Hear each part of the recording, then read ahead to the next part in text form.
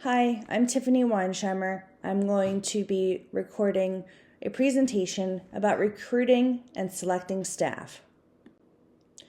Recruiting and selecting staff is critical for any organization to ensure that the right employees have the right skills, experience, and attitudes to achieve the organization's work. Recruiting can be costly depending on the client that is chosen. If the wrong person is hired and does not work out due to performance, poor quality of work, or morale, it can cost the organization more money or even liability issues. This presentation will teach you where, how, and when to look for qualified staff. You will also learn how to sell the organization to potential recruitments. Selecting the right employee for the position may be difficult. The process compromises a team that includes human resources, or HR, a nurse recruiter, and a nurse manager. HR will complete the initial employee screening and monitor all the legalities of the hiring process. The nurse manager adds to the hiring process by first describing the position to the potential employee. Knowing the job description they are hiring for, they are the most knowledgeable about skills needed. Each team member should be well educated on the description of the position that is posted. This includes the required duties and responsibilities, the tasks needed to be completed to carry out the duties, qualifications needed, and the competencies required to perform the job. Recruitment allows the organization to have a group of applicants that can be selected for the position. HR, or the nurse recruiter, mainly operates this. Having a nurse manager or other nurses assist in the recruitment is essential to choosing the right applicants. The organization's reputation plays a significant role in this process. If the nurses are happy and they like their jobs, they're more likely to express their pride to others about the company. Having a positive and supportive nurse manager can assist in the recruitment process. Positive environments allow nurses to magnetize towards the organization. There are 4 key elements to recruiting: where to look, how to look, when to look, and how to sell the organization to potential recruits. Where? Many organizations use social media platforms like Facebook or Instagram to assist in recruiting applicants. Reaching out to local nursing schools to show interest in new graduate nurses shows value. How? Advertising in professional journals, job fairs, or employment agencies can help recruit nurses. Sign-on bonuses can help recruit them quickly, like in a nursing shortage. Employee referrals are the most reliable in hiring because they know the expectations. When? This should be planned out carefully to ensure a nursing shortage does not occur. Promoting the organization includes marketing the company to potential applicants. This consists of the 4 Ps. The 4 Ps. Promoting the organization should be a collaboration between the nursing department and human resources. The first part of the plan is the product. This is the actual job in the company. Characteristics include professionalism, standards of care, quality, service, respect, reputation, and organizational culture. Place. Place refers to the physical attributes that include accessibility, scheduling, and parking. Price includes pay and differentials, benefits, sign-on bonuses, insurances, and retirement plans. The last P is promotion. This includes advertising, public relations, direct word of mouth, and personal selling. Using realistic information helps to market the position. Allowing the recruit to have transparency about the job promotes job satisfaction and informed decisions to be made about the job. Cross-training. Depending on the patient census changes, there may be a need for staffing to fluctuate. Like the man in the picture with many hats, employees can be cross-trained in separate areas or positions to promote morale and decrease the number of layoffs or cut hours. Orienting staff to other units creates workforce availability and assists organizations to fill spots quickly by stabilizing workflow and productivity. Exposing the nurse to new opportunities and challenges diversifies the work. It expands skills for the nurse, allowing them to be more valuable.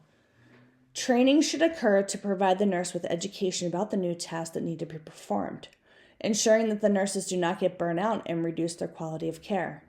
Cross-training can save money and time by creating an internal talent pool within the company.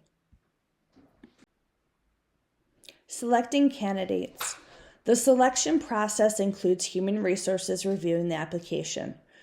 If it's determined that the applicant does not meet the requirements, they should then be informed. If the applicant meets the criteria, reference checks and interviews will occur. The nurse manager should join in for the interview to answer questions with practical answers and assess the applicant overall.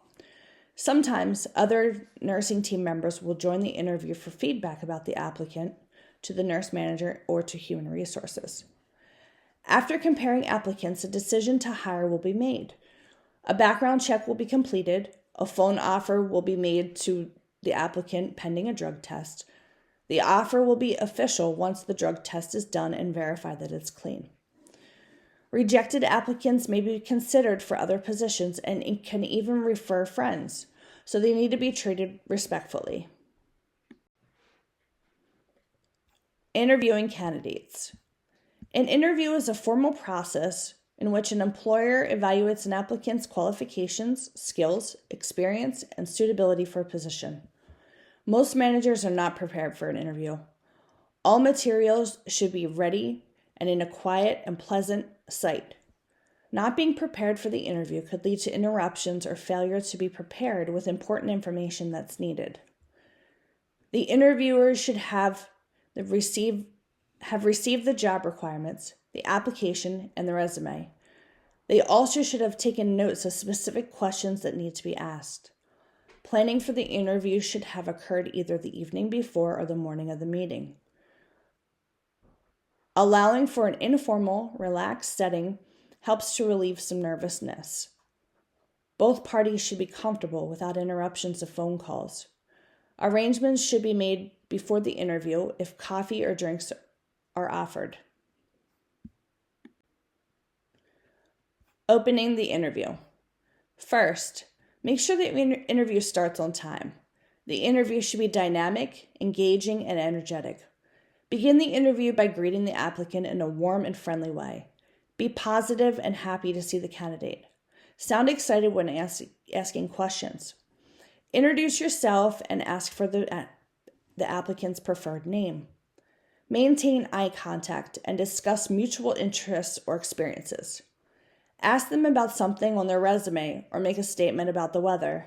This is a way to connect with the applicant and establish rapport. Asking the candidate about themselves or what drew them to apply for this position may be a way to break the ice. Explaining the interview process shows professionalism. And finally, transitioning into essential questions for the interview. This sets the interview's tone and helps build the candidate's confidence. Interview reliability and validity. Having more than one interview by the same interviewee is highly agreeable. According to numerous research studies, the reliability and validity are low if the applicant has two separate interviews not by the same person. Structured interviews are the most reliable and valid way of interviewing. This type of interviewing employs rules for obtaining, observing, and evaluating response levels. The level of structure varied depending on constraints placed on questions that are asked and their evaluation criteria. A low degree structure places no restrictions on the questions asked and allows for more of a global evaluation of the applicant process. The high level involves asking the same questions to the applicant, but is scored on a proficiency benchmark, which allows for high levels of validity. Competencies also demonstrate a high level of validity. Information collected during the interview should answer three fundamental questions. The first question is, can the applicant perform the job? Will the applicant perform the job? And will the candidate fit in to the culture of the unit? Making a hire decision. Education, experience, and licensure are all great screening tools for nursing positions. Ensuring the applicant has the minimum requirements and knowledge for the positions, trying to avoid assumptions about type and length of employment. It is essential to ask applicants about their previous job requirements, their nurse-to-patient ratios, population served, patient acuity, degree specialization, and autonomy. Most letters of reference are positive and do not reflect job performance. Placing a phone call to a previous employer to verify employment dates, salary, and eligibility for rehire should be completed. Negative references could be viewed as a potential for slander.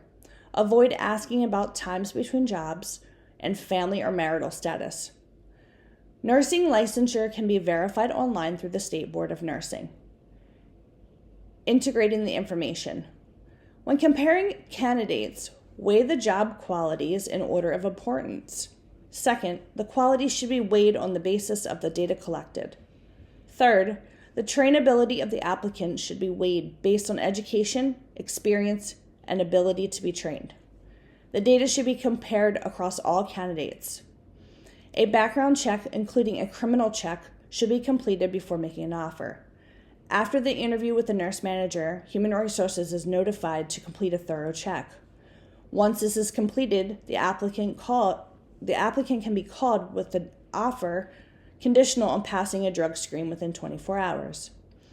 Failure for the employer to complete a background check could result in negligent hiring if a person were to harm a patient, visitor, or other employee. I added a YouTube video to watch. This shows a mock interview process. It has a lot of great examples, as mentioned previously in this presentation. It shows a video interview, sometimes the way interviews actually occur post-COVID.